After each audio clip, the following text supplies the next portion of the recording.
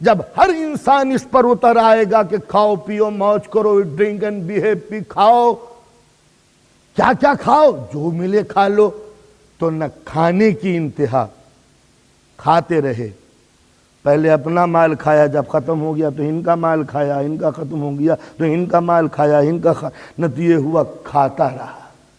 کھاؤ پیو، جب پینے پہ آیا تو پیتا رہا، پانی پیا، شربت کیا، کوک پیا، یہ پیا وہ پیا، کچھ نہ ملا، خون پیا، اور جب پیتے پیتے سکون نہ ملا تو خود کو پی گیا، پھر بھی سکون نہ ملا۔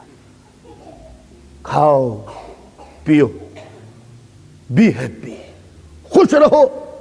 یہ خوش رہنا کیا ہے؟ اس کی نہ کوئی لمٹ ہے، ستا کے خوش، گھر جلا کے خوش، یتیم بنا کے خوش، دوسرے کو دکھ کر کے خوش، بیوہ بنا کے خوش، لاشوں کو رون کے خوش، اس لیے کہ جب خوش ہونے کی کوئی لمٹ نہیں ہے تو یہ دنیا کو جلا کے بھی خوش رہے گا۔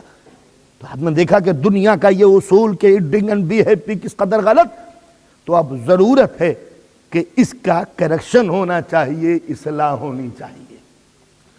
دنیا کا اصول اگر اختیار کیا جائے گا تو جھلس کے رہ جائے گی یہ دنیا، ہپی بن جائے گا انسان، نتیجہ یہ نکلے گا۔ تو اب اس کی اصلاح ہو۔ اب اصلاح وہی کر سکتا ہے جو گھٹے ہوئے انسانیت کو ابھار کر نقطہ عدل پہ لا کے رکھتے ہیں۔ اسلام نے کہا کھاؤ، ہم کھانے کو منع نہیں کرتے، کھاؤ۔ اچھا کھانے لگے، اسلام کو کچھ کھانے سے پریشانی تو نہیں، کہا کھاؤ۔ کہا پیو، اچھا پینے سے بھی نہیں روکتے، کیا پینے سے بھی نہیں روکتے، کھاؤ پیو۔ بی ہیپی، کہا ٹھہر جاؤ، یہیں ہمیں کریکشن کرنا ہے۔ کبھی کھانے پہ پابندی، پینے پہ پابندی نہیں، کھاؤ پیو۔ بی ہیپی کہ ذرا سنو، یہیں سے ہمیں تمہیں اصلاح کرنی ہے۔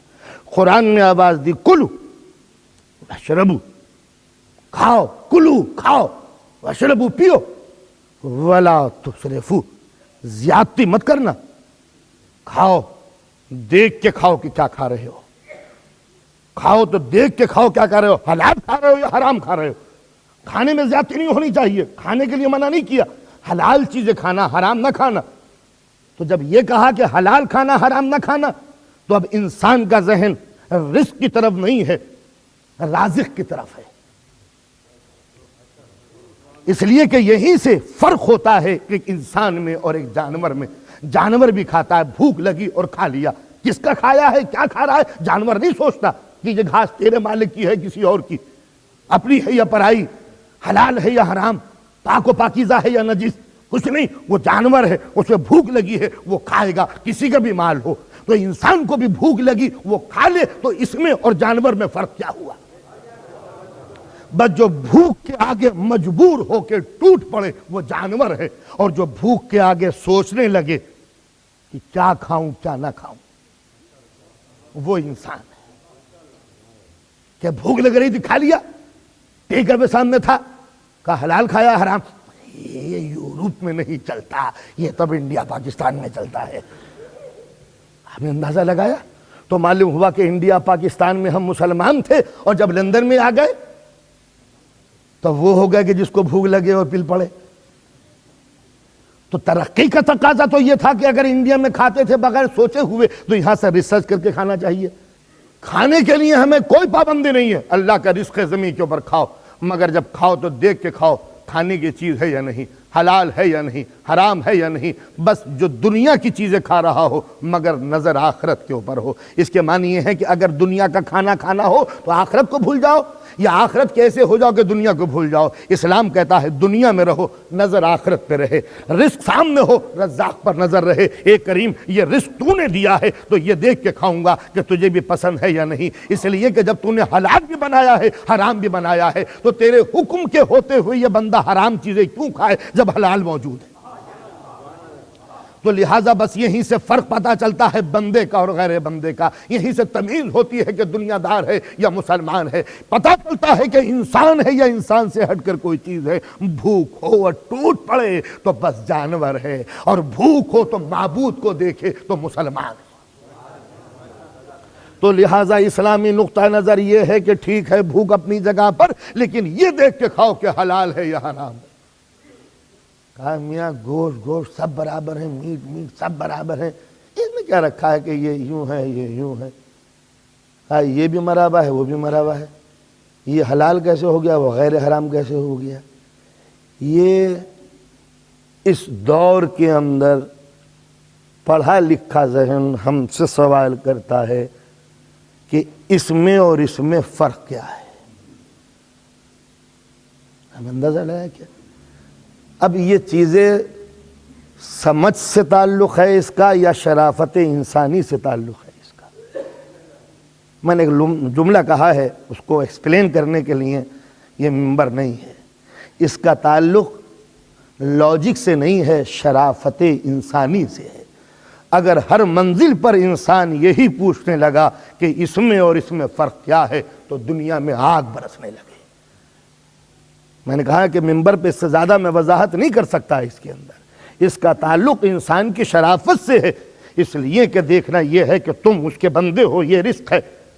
قدرت یہی دیکھنا چاہتی ہے کہ بھوک میں تم میرے کتنے ہو اور اس کے کتنے ہو۔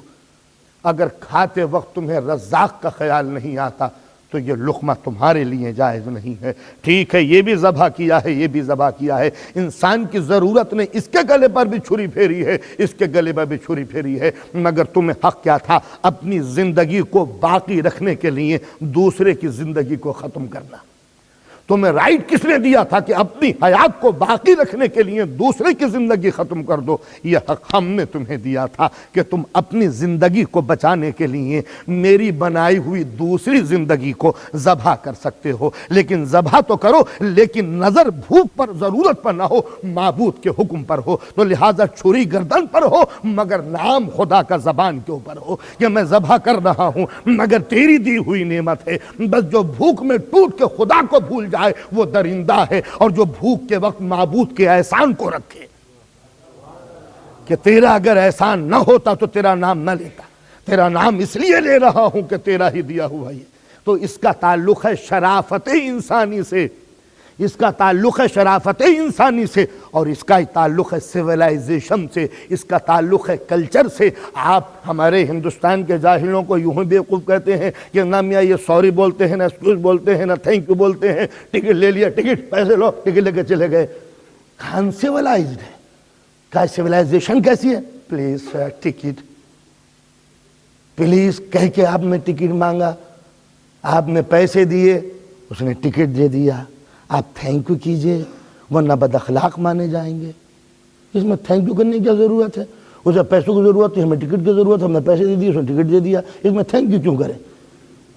کہا ٹھیک ہے کام چل جائے گا مگر جاہل کہلاؤ گے، بیوقوف کہلاؤ گے، ان سیولائز کہلاؤ گے، ان کلچر کہلاؤ گے، جاہل کہلاؤ گے۔ سبحان اللہ، بس میں بیٹھ کر آپ ہمیں شرافت سکھاتے ہیں کہ یہ جاہلوں کا کام ہے، یہ عقل مندوں کا کام ہے، اور ہم مذہب میں لا کر یہ کہتے ہیں کہ اگر بغیر اللہ کے نام کیے ذبح کر دیا تو جاہل کہلاؤ گے، معبود کا نام لے کے ذبح کیا تو مسلمان کہلاؤ گے۔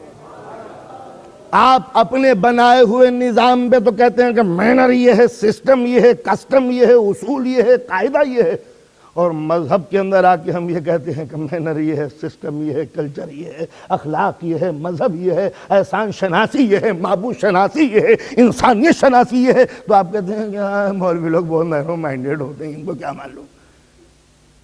اب قطع نظر اس کے کہ جو چیز آج دنیا میں کھائی جاتی ہے وہ صحت پہ اثر کیا ڈالتی ہے وہ الگ چیز ہے، اخلاق پر اثر کیا ڈالتی ہے وہ الگ چیز ہے، روح پر اس کا ایفرٹ کیا ہوتا ہے وہ الگ چیز ہے۔ اس لیے کہ انسان کی زندگی دو چیزوں سے مل کے بنی ہے، ایک جسم ہے، ایک سول ہے۔ ایک روح ہے، ایک جسم ہے۔ جو بھی چیز انسان کھاتا ہے، جو بھی چیز انسان سنتا ہے، اس کے دو ڈائریکشن ہوتے ہیں جہاں پر وہ ایفرٹ ڈالتی ہے، ایک جسم کے اوپر، ایک روح کے اوپر۔ ہر خبر جو آپ سنتے ہیں اس کے دو ریئیکشن ہوتے ہیں، ایک باڈی کے اوپر، ایک اسپرٹ کے اوپر۔ ہر چیز جو آپ کھاتے ہیں اس کے دو افیکٹ ہوتے ہیں، ایک جسم کے اوپر اور ایک احساس کے اوپر، روح کی طرف۔ آپ سنیما چلیں تو اس کے دو افیکٹ ہوں گے، ایک جسم پر، ایک روح پر۔ مسجد چلیں تو اس کے دو اثر ہوں گے، ایک جسم پر، ایک روح کے اوپر۔ جو بھی لقمہ آپ کھاتے ہیں اس کے دو اثر ہیں۔ اگر حلال لقمہ ہے تو روح مردہ ہو جائے گی، حلال ہے تو روح زندہ ہو جائے گی۔ اب اس بات کو کسی لیبارٹری کے اندر انالائز نہیں کر سکتے آپ، اس لیے کہ ڈاکٹر نے جسم دیکھا ہے، روح نہیں دیکھی۔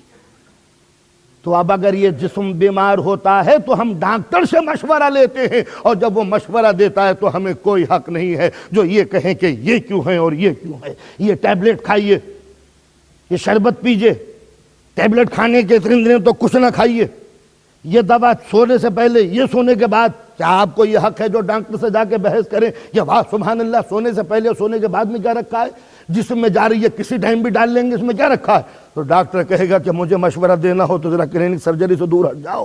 تو جسم کا ڈاکٹر جب کوئی حکم دے تو آپ اطاعت کے لیے سر جھکا دیتے ہیں۔ معبود اگر کسی رسول کو بھیجے اور وہ روح کی ہدایت کرے تو آپ کو حق کیا ہے کہ یہ بھی ایسا ہے، یہ بھی ایسا ہے؟ اس لیے کہ وہ ایفیکٹ جانتا ہے کہ اس دوا کا ایفیکٹ کیا ہوگا۔ تو ایک ڈاکٹر جب دوا کا ایفیکٹ جانتا ہے کہ یہ 2 ٹیبلٹ کھا لو، کہا اگر جب 2 ٹیبلٹ کھا سکتے ہیں صبح کو تو اگر 10 کھا لیں اسی وقت تو ٹائم بچے گا یا نہیں بچے گا؟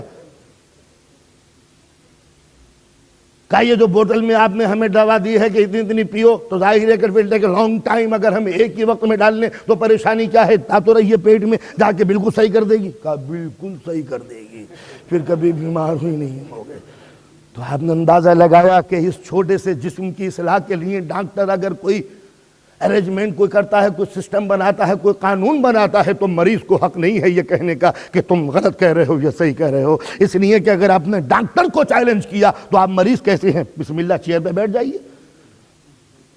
تو جب مریض حق نہیں رکھتا ڈاکٹر کو چیلنج کرنے کا، تو پھر روح کا مریض بھی حق نہیں رکھتا معصوم کو چیلنج کرنے کا۔ بس فرق یہ ہے کہ جب جسم دکھے تو دنیاوی ڈاکٹر کو آواز دو، اور جب روح دکھے تو معصوم کو پکارو، مذہب کو آواز دو، الہی کانسٹیٹیوشن کو پکارو۔